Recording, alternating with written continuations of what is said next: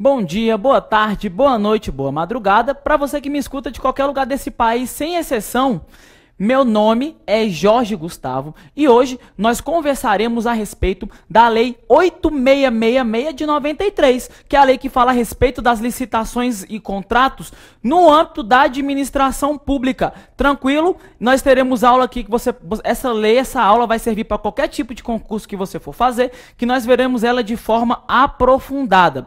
E antes de começar, eu gostaria de mandar um abraço para meus alunos de Palmas, eu gostaria de mandar um abraço para meus alunos do Distrito Federal, para a galera aqui do Guará, que nós tivemos aula recentemente, joia, e conforme prometido, estamos aqui gravando a nossa aula de licitações e contratos para te ajudar na realização do seu sonho, na realização do seu objetivo. Afinal de contas, nós professores estamos aqui para ajudá-los, nós não estamos aqui contra vocês, não, pessoal.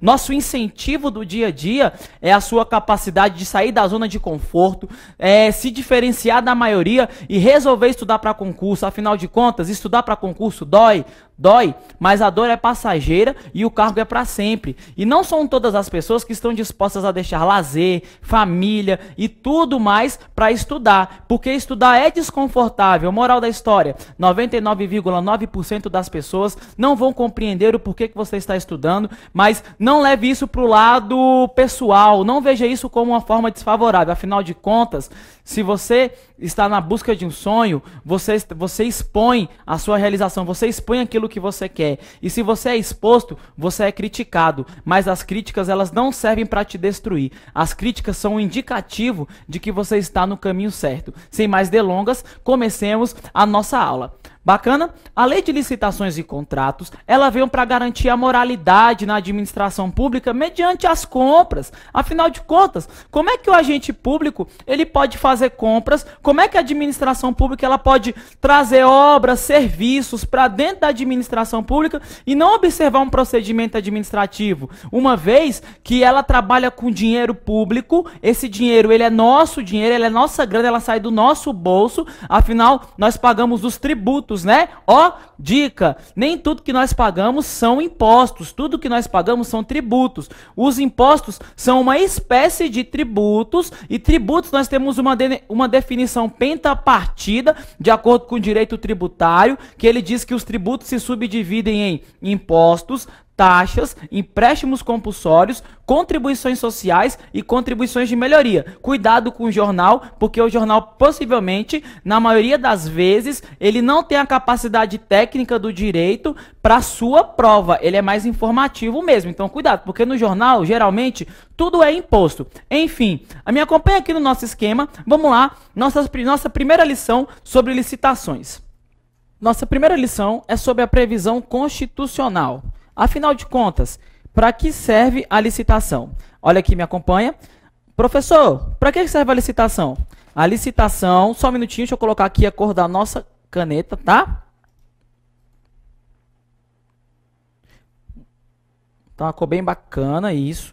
Então, ó, a licitação, ela serve para quê, meus caros? Ela serve para obras, vamos lá, de acordo com a Constituição, ela serve para obras. Ela também serve para serviços. Além disso, ela serve para as compras da administração e alienações. Professor, o que significa alienações?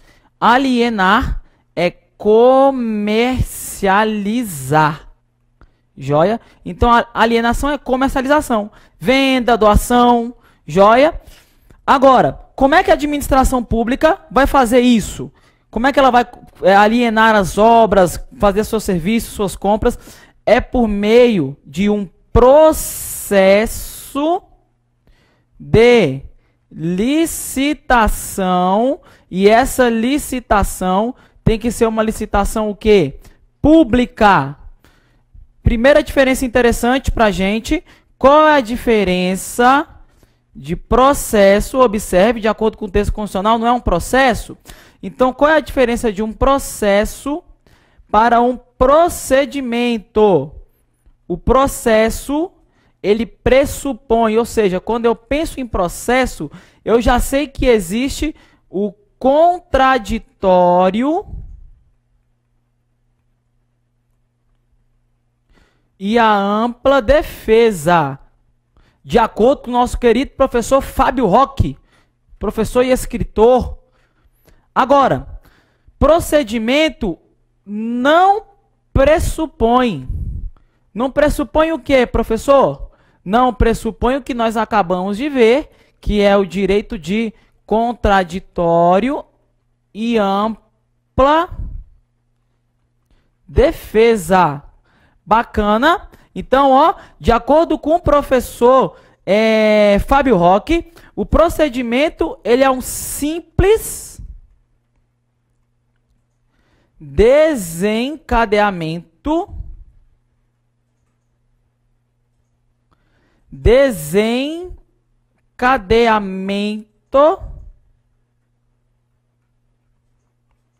de atos. Bacana? O professor Fred Didier Júnior, de Processo Civil, ele também traz essa acepção para a gente. Afinal de contas, a administração ela vai fazer um processo de licitação pública para assegurar o quê? O objetivo, pessoal, é esse princípio aqui, ó, para assegurar a igualdade. A igualdade para quem? É a igualdade de condição de participação para todos os concorrentes. Então, para não existir favorecimento na administração, a licitação é para assegurar a igualdade para todos os concorrentes. Essas cláusulas, elas vão trazer o que para a gente? Elas vão garantir, elas vão estabelecer as obrigações, ó. Obrigações de pagamento. Então, essas cláusulas, elas vão garantir para a gente as obrigações de pagamento. Bacana? Essas cláusulas, elas devem ser mantidas, elas devem ser efetivadas, tá bom? Elas vão ser mantidas para quê? Para elas trazerem dentro da licitação as condições. Que são essas condições? São as condições efetivadas que serão realizadas na proposta. Afinal de contas, cada licitante faz o quê? A sua proposta. E essas condições elas estarão estabelecidas aonde? Na lei. Joia? Então, para garantir o que a lei traz para a gente, nós teremos a licitação para garantir que as condições que serão apresentadas nas propostas, elas observem o quê? A igualdade entre todos os participantes. Tá bom? E essas condições, essas cláusulas, elas apenas vão permitir as exigências. Que exigências são essas? São as exigências técnicas ou econômicas para garantir o cumprimento básico da licitação. Moral da história, eu não posso ter uma licitação que extravase, que extrapole aquilo que a administração realmente precise. Então, para garantir esse nível, esse cumprimento básico, eu terei a licitação pública. Agora, saindo da Constituição, a Lei de Licitações e Contratos, em seu artigo 2º, ela traz o que para a gente? Ela traz para a gente que, ó, a licitação, ela traz normas específicas? Não. A licitação, ela estabelece normas gerais. A Lei de Licitações estabelece normas gerais para as licitações e mais o quê? Mais os contratos administrativos. Então, observe, ela traz normas gerais. E isso tudo vai servir para quê? Olha a lei repetindo o que estava na Constituição. Obras, serviços, joia, inclusive os serviços de quê? De publicidade. Também ela traz o quê? As compras que a administração vai fazer, traz as alienações. E a lei traz mais uma acepção, que são o quê? As locações. Então, ó, a lei estabelece normas gerais para licitações e contratos referentes a obras, serviços, inclusive de publicidade, compras, alienações e locações. Agora, dentro dos três poderes, aonde eu tenho a aplicação da lei de licitações e contratos? Como é que funciona? Dentro dos três poderes, eu aplico licitações e contratos nos três poderes? Está no artigo 1º, parte final da lei de licitações. Para isso, você tem que entender que, ó, nós temos três poderes: poder executivo, poder judiciário e poder legislativo. Todos os poderes possuem funções típicas, que são as funções para as quais eles foram criados. Então, ó, FT é função típica, tá? E todos os poderes também possuem funções o quê? Que são as funções que sobram, são as funções residuais. Todos os poderes possuem funções atípicas.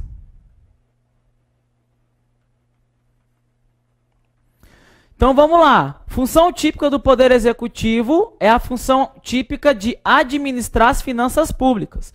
O poder executivo também possui como função atípica a função de legislar, e ele também possui a função atípica, a função de julgar. Quando que o Poder Executivo legisla? Quando o Presidente da República edita as medidas provisórias. Quando o Poder Executivo julga? Quando nós estamos diante do PAD, de acordo com o professor Pedro Lenza, em seu livro Direito Constitucional Esquematizado. Agora, o Poder Judiciário tem como função típica, a função que nós já sabemos, que é a função de julgar. E ele também possui como função atípica a função administrativa. E também possui como função atípica a função o quê? De legislar. Quando que o Poder Judiciário legisla? Por exemplo, quando ele edita o seu regimento interno. Ou quando ele cria as suas próprias súmulas. Bacana? Deixa a função administrativa aí, daqui a pouquinho a gente volta nela. Agora, o Poder Legislativo tem como função típica o quê? Criar normas, não é? A função típica legislativa. E ele tem como função atípica quais funções? A função atípica administrativa e a função atípica o quê, pessoal? Ó, judicante, de julgar. Quando que o Poder Legislativo julga? Olha que interessante, quando o Presidente da República, é um exemplo, tá? Quando o Presidente da República pratica um crime de responsabilidade, ocasião em que ele será julgado aonde? No Senado Federal. Bacana? Olha aqui. No Poder Executivo eu tenho função administrativa? Tenho, é sua função típica. No Poder Judiciário eu tenho função administrativa? Tenho, é uma função o quê? Atípica. Por exemplo, se o Tribunal de Justiça quer comprar computador, ele tem que seguir qual lei? A Lei 866 de 93. Se o Poder Legislativo, o Senado, quer comprar cadeira, ele tem que seguir qual lei? A Lei 8666 de 93. Então, para o candidato faixa preta, você tem que saber que nós temos o direito administrativo, né? A Lei 8666 de 93, aonde? Ó? No Poder Executivo, quando ele desempenha a sua função típica administrativa. E nos demais poderes, Poder Legislativo e Poder Judiciário, quando eles desempenham a sua função atípica administrativa. Conclusão, para o candidato faixa preta, eu tenho a lei de licitações e contratos aonde, ó? Nos três poderes. Bacana? Então eu tenho a lei de licitações e contratos dentro dos três poderes. Agora, as entidades políticas. Eu aplico a lei de licitações e contratos para todas as entidades políticas? Sim. Quem são as entidades políticas? É aquela que você conhece como... Só um minuto, tá? As entidades políticas são aquelas que você conhece como... administração direta. É um sinônimo. Se for administração em âmbito federal, quem é o ente que representa? A União. aplica a lei de licitações à União. Se for em âmbito local, eu aplico a quem? Aos estados. Se for em âmbito regional, eu aplico a quem? Aos municípios. E o Distrito Federal, professor? O Distrito Federal está bem aqui, ó, entre estado e município. Ele é um ente híbrido, ele é um ente misto. Então, eu aplico também a lei de licitações. Importante lembrar que nas lições do professor João Trindade Cavalcante Filho, quando ele fala de federalismo, ele fala que o Brasil ele tem um federalismo de terceiro grau.